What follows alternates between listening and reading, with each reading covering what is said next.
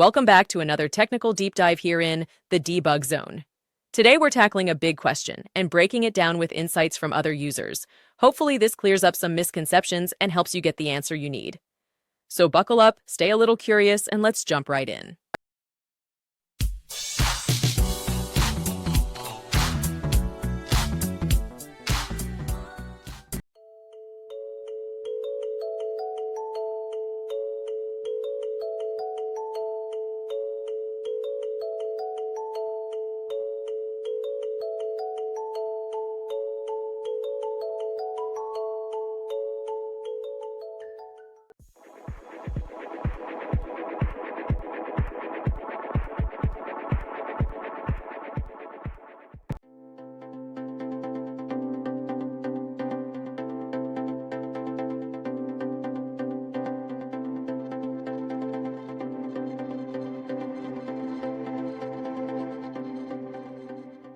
And that's a wrap.